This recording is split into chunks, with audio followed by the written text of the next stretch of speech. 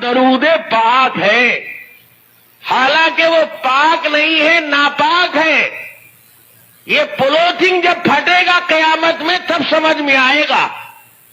और आप ये दुरूद और सलाम के बारे में इनका तफसीरा कि मस्जिद में जो इज्तिमाई तौर पर मिलकर जो शोर हंगामा हो जाता है, दुरूद और सलाम पढ़ते हैं तो कहते हैं ये हंगामा बर्पा करते हैं और ये समझते हैं कि बहुत अच्छा काम कर रहे हैं।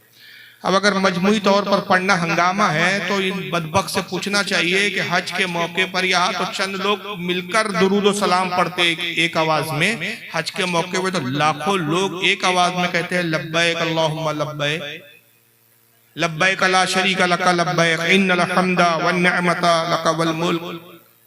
तो ये जो तलबिया पढ़ते हैं लाखों लोग मिलकर पढ़ते हैं, ये शोर हंगामा नहीं होता? ये भी तो शोर हंगामा है।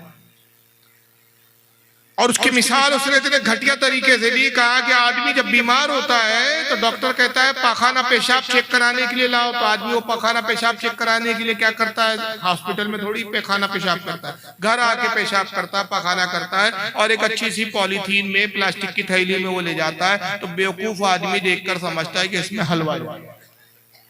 ऐसा बेवकूफ आदमी देवबंदी हो सकता है, सुन्नी तो नहीं हो सकता। इसलिए कि हमारे यहाँ जब हलवे एक दूसरे को दिए जाते हैं तो बर्तनों में, डिब्बों में दिए जाते हैं, प्लास्टिक की थैलियों में नहीं दिए जाते। और सुन्नियों को तो हलवा मिलता ही रहता है, मिलादुन नबी में हलवा खाते हैं, अभी शबे बारात गई उसमें हलवा खाया, गौ से पाक की 11वीं आएंगी उसमें हलवा खाएंगे, बेशुमार मौके होते हैं हलवा खाने के, वहां भी हलवा खाता नहीं है, नादीदा दिखता रहता है, पॉलीथीन जा रही है, कोई ले जा रहा है तो हलवा तो नहीं जा रहा। जिसको मिलता नहीं उसी की बोलते हैं ना, बिल्ली की नजर से चिड़ो। अब वो खुलता है तो पता चलता है कि ये तो खलासत है, पाखाना पेशाब है, उसकी बदबू से पता चलता है। तो इसी तरह कुछ चीजें देखने में बड़ी भली मालूम होती है, लेकिन जब खुलती है तो पता चलता है। दुरूद और सलाम देखने में तो बहुत अच्छा मालूम हो रहा है, बड़ा नेकी और अच्छा काम लग रहा है, लेकिन ये नापाकी है, नापाक है। ये दुरूद पाक नहीं है, दुरूद नापाक। जो बदबख्त दुरूद और सलाम को नापाक बोले वो खुद कितना नापाक होगा। मेरा चैलेंज है, अगर ये अपने इस मुल्ला को नेक और अच्छा समझते कर इसकी कब्र खोद के दिखा दे, खुदा की कसम इतनी बदबू होंगी कि लोग उसकी बदबू से न मर जाए, जहन्नम में जल रहा होगा ये बदबख्त। और जब तक पूरी जिंदगी में रहा गुस्ताखियां करता रहा और गू और पाखाने से उसको इतनी मोहब्बत रही कि अगर इसके 10 बयानात आप नेट पे जाके सुनेंगे ना तो 10 में से 8 में पाखाना और गू की मिसाली देता है। पता नहीं जब जाता था तो दिन भर उसी को देखता रहता था, क्या करता था अल्लाह जाने, क्यों मोहब्बत। ये आपके बिहार कटिहारी में मुनाजरा हुआ था, याद है? मैं एक मुनाजरे की तरफ इशारा कर रहा हूँ, आप ही का ये इलाका है कटिहार। मुफ्ती मुत्तुर रहमान साहब का इससे मुनाजरा हुआ था, याद है आपको? कुछ लोग होंगे भी, आप गए थे ना? 2 या 3 दिन हुआ था वो। उस मुनाजरे के बाद ये नागपुर आया, इसके देवबंदियों ने बुलाया जश्न फतह बनाने के साथ भी बिहार से मुनाजरा जीत कर आया। हमने पोस्टर छापा था वहां पर कि भाई झूठ बोलना बंद करो। उस वक्त ये वीडियो इंटरनेट का इतना आसान नहीं था, सीडी आती थी, सीडी हमारी पहुंची नहीं थी। हम लोग अपनी सीडियों के लिए परेशान थे कि भाई हुआ क्या रियल में, और यहाँ लंबी लंबी छोड़ रहा है, 2 दिन का जलता था। हमने पोस्टर निकाल दिया कि भाई यहाँ मुनाजरा करो। और उस वक्त हमारे नागपुर की एक अजीम शख्सियत जिंदा थी, हयात थी, मुफ्ती आजम महाराज हजरत मुफ्ती मुजीब अशर साहब किबला रहमतुल्लाह ताला।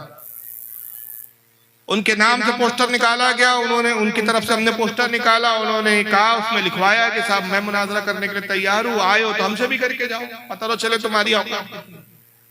तो मुनाजरा तो नहीं किए इन्होंने, हम रद्द किया, और रद्द करके वहां खिल्लियां उड़ा रहा, मजाक उड़ा रहा। तो मजाक उड़ाते उड़ाते उसने ये एक वाकया बयान किया, कहा कि ये जो बरेलवी लोग होते हैं ना, ये बिदअती लोग, ये अपने जो है बुजुर्गों की कब्रों पे फूल डालते हैं, इत्र डालते हैं। पता है क्यों डालते हैं? अपनी अवाम से कह रहा है, जानते हो क्यों डालते हो? असल में होता ये है कि ये फातिया देते हैं, और फातिया के बारे में इनका अकीदा ये है कि ये खाना इनके मुर्दों को पहुंचता है। हलवा खिलाते हैं अपने मुर्दों को, हलवा बेचते हैं, बिरयानी बेचते हैं, खाने बेचते हैं, गोश्त बेचते हैं, और अकीदा है कि मुर्दे इनके खाते हैं, मुर्दों को पहुंचता है। तो जब इनके मुर्दे को पहुंचता है तो मुर्दा खाता है तो हकता भी है, हकता है तो कब्रों में पाखाना ही पाखाना हो जाए, कब्र से बाहर तो जा नहीं सकता। तो कब्र में बदबू आने लगती है, तो इनको डर होता है कि ये बदबू अंदर की बाहर ना आ जाए, तो ये इतनी छिड़कते जाते हैं बदबू दबाने के लिए। उस पर चादर ढाप लेते हैं, चादरों पे चादरें डालते हैं कपड़े की ताकि बदबू बाहर ना आए, गुलाब के फूल डालते हैं, पत्तियां डालते हैं, इत्र छिड़कते रहे। उसका मजमा भी हंस रहा और ये भी बेगारा था। बहरहाल ये मुनाजरा तो नहीं किया, उस वक्त चला गया। उसके कुछ ही अरसे बाद हमने मुफ्ती मुत्तुर रहमान साहब की तारीख ली और उनको नागपुर बुलाया, फिर जवाबी जलसा हुआ और इसने 2 दिन में जितनी बकवासात की थी उसके भी जवाब दिए गए, सीडी भी आम की गई, वहां पर लोगों को सीडी भी दी गई कि असल में मुनाजरे में हुआ क्या। तो मैं खुद उस जलसे में मौजूद था और निजामत मई कर रहा था। तो हुजूर मुफ्ती मुजीब अशरफ साहब की बिला रहमा मुफ्ती आजम महाराष्ट्र ने हुक्म दिया कि मैं चाहता हूं कि ये जो पाखाने वाला जो इसने कहा है मज़ारों के बारे में बुजुर्गों की, इसका जवाब आप दी। वो हमारा देना मुनासिब नहीं है और जवाब ज्यादा कुरान हदीस इससे दलाइल से नहीं देना है।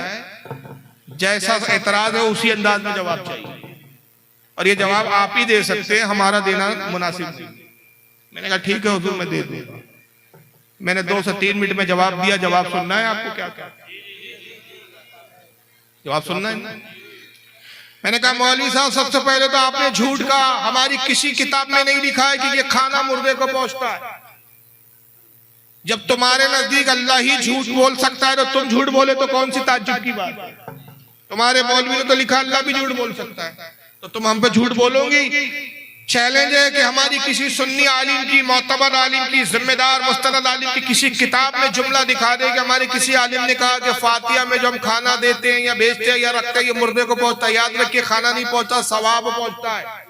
हम ये नहीं कहते अल्लाह ये खाना फला मुर्दे को पहुंचा दे, अल्लाह ये खाना फला को पहुंचा दे। हम कहते हैं अल्लाह जो भी खिलाया जाएगा, पिलाया जाएगा, जो कुछ पढ़ा गया, जो कुरान की तिलावत की गई, जो कुछ रखा गया, इन सब का सवाब फला बुजुर्ग को पहुंचा।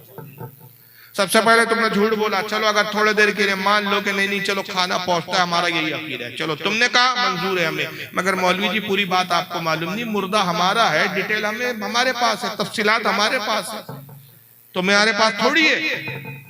बेशक हमारे मुर्दे को खाना भी पहुंचता है, हमारा मुर्दा खाना भी खाता है, खाना खाने के बाद पखाना भी करता है, मगर अपनी कब्र में नहीं करता।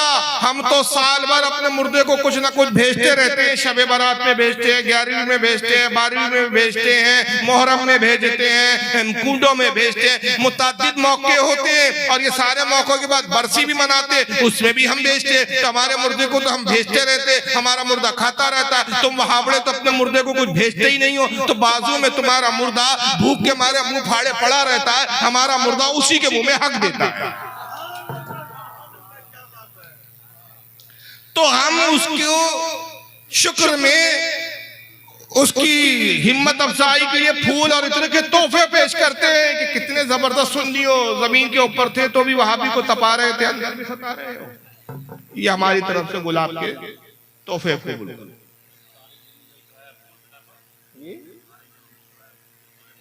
वो दोगला धर्म है, एक कुछ है एक तरफ कुछ।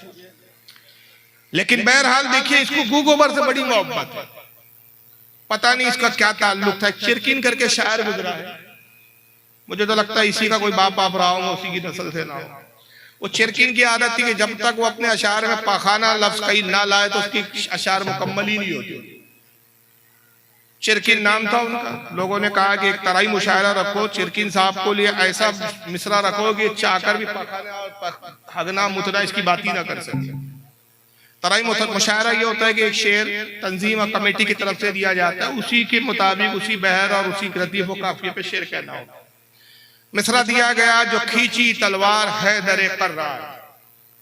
अब मौला अली की फजीलत में शेर था, अब इसमें कहा पाखाना पेशाब आए। शोरा आए, उन्होंने अपने अपने कलाम पढ़े। अब सबकी नजर चिरखीन साहब पर, देखे चिरखीन साहब क्या करते हैं।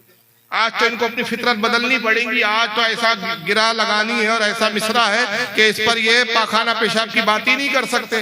लेकिन चिरखीन साहब भी अपनी फितरत से मजबूर थे। आए उन्होंने, जब उनकी बारी आई तो उन्होंने शेर पे गिरा लगाई, कहा जो खींची तलवार हैदर कर्रार ने खौफ के मारे फरफरा कर हक दिया लश्करे कुफार। लश्करे कुफार, वहां भी उन्होंने पाखाना पेशाबी लाया। तो आदमी अपनी फितरत से हटता नहीं है। तो इन साहब की भी यही फितरत थी कि ये पेशाब पखाने की बड़ी मिसालें देते। हालांकि दुरूद और सलाम इतनी अजीम इबादत है अभी आप आका की हदीस सुन चुके कि हुजूर ने कहा मुझ पर जुमे के दिन कसरत से दुरूद भेजो। और एक दूसरी रिवायत में आका सल्लल्लाहु अलैहि वसल्लम फरमाते तुम में से जब कोई मुझ पर एक मर्तबा दुरूद भेजता है, अल्लाह ने एक फरिश्ता ऐसा पैदा किया जिसके 70,000 पर है, 70,000 मुंह है, 70,000 जबानें हैं। हर जबान से अलग अलग मुख्तलिफ जुबानों में वो अल्लाह की तारीफ और तौसीफ बयान करता है, तस्बीह और तहलील बयान करता है। जब तुम में से कोई एक दुरूद भेजता है, अल्लाह उस फरिश्ते से कहता है नूर के दरिया में गोता लगा। वो फरिश्ता नूर के दरिया में गोता लगाता है, बाहर निकलता है, अपने 70,000 परों को झटकता है। अल्लाह जाने कितने बेशुमार लातादाद कतरे उसके परों से गिरते हैं। वो अल्लाह के रसूल कहते हैं कि हर पानी के कतरे से अल्लाह एक फरिश्ते को पैदा करता है, और वो फरिश्ता पैदा होने के बाद अल्लाह की तारीफ और तौसीफ में मशगूल हो जाता है, इबादत में मशगूल हो जाता है। जितने फरिश्ते पैदा होकर इबादत में मशगूल होते हैं, कयामत तक अल्लाह ताला उन तमाम फरिश्तों की इबादत का सवाब मेरे उस उम्मती के नामे अमाल में लिखता है जिसने मुझ पर एक मर्तबा दुरूद पढ़ा था। यानी सवाब की कोई इत्यादि। लेकिन क्या करे कि इन बदबख्तों को इसकी तौफीक ही नहीं है। अब इन साहब को सुन लीजिए, बात मुर्दार जिंदा की चल रही थी हमारी, तो अभी तक तो ये था कि भाई ठीक है रसूलुल्लाह को आप जिंदा नहीं मानते, ये एक अपना इल्मी इख्तिलाफ हो सकता है। इल्मी इख्तिलाफ है कि आप दलाइल से बात करते, लेकिन क्या किया जाए कि ये दलीलों से बात नहीं करते बल्कि छिछोरेपन